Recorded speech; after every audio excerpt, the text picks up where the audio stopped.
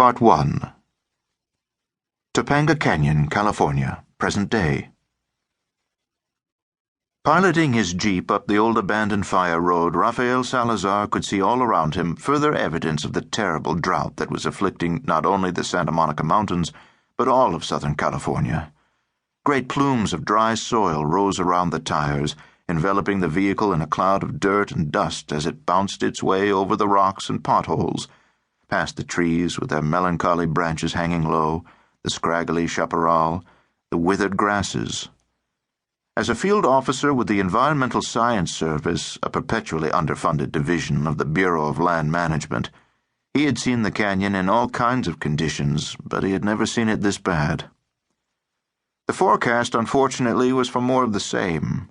One errant spark, and the whole thing could ignite like a torch. As he came around a grove of leafless willows huddling together like conspirators and approached the top of the road, he saw a red pickup truck parked in a rare patch of shade. He knew whose truck it was, though he'd yet to determine how or where they'd circumvented the chain and padlock that sealed off the bottom of the road. He also knew why, even in this blazing heat, they would be up here. The only question was, had they already gotten what they came for? Or would there be time for him to stop them? Pulling the jeep as far off the road as he could go, he got out, slung his binoculars around his neck and his backpack over his shoulders, and started toward the truck. His legs were stiff and his butt was sore from all the jouncing in the jeep, but he knew there might not be any time to waste. He also knew that he could lose his job for this. It wasn't the first time that he'd had to consider that possible outcome.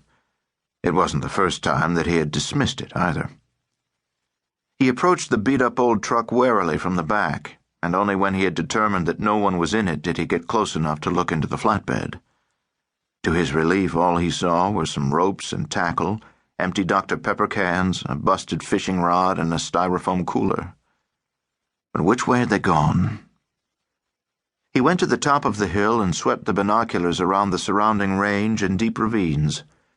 Running along the Pacific coast and stretching 40 miles from the Hollywood Hills to Point Mugu in neighboring Ventura County, the Santa Monica Mountains comprised a wilderness habitat unlike any other abutting a city as large and sprawling as Los Angeles. Canyons cut through the rolling hills and jagged peaks, and tiny towns were nestled here and there, but for the most part these undulating hills and winding gullies were still untouched and untamed, home to thousands of wild creatures, from foxes to raccoons, mule deer to brown bears, rattlesnakes to coyotes.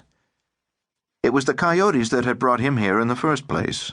Even now, a pair of them, wearing the radio collars he had affixed, roamed these tinder-dry mountainsides. He saw no sign, however, of the two men, virtually inseparable and known locally by just their first names, Seth and Alfie. Seth was the tall one with the scruffy gray beard. Alfie was built like a fire hydrant, and was just about as bright. But even they would know to go where the water was, or at least where it had been.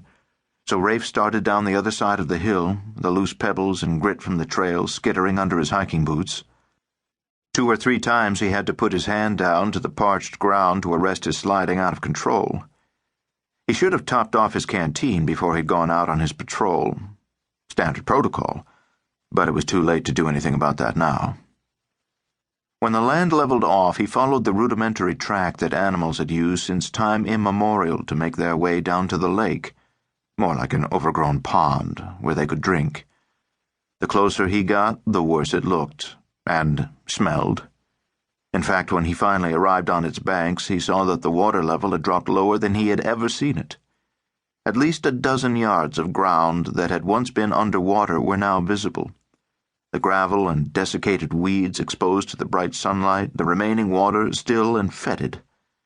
The tips of rocks that had not seen the light of day for centuries or more protruded from the surface of the pale green water, and the rusted frame of a mountain bike lay where someone must have once flung it into the lake. Rafe stopped to catch his breath and take a swig from his canteen. A little farther out he spotted something even more unlikely. It looked for all the world like the corner of an old green steamer trunk. Who would have dropped a thing like that all the way out there? With the binoculars he was able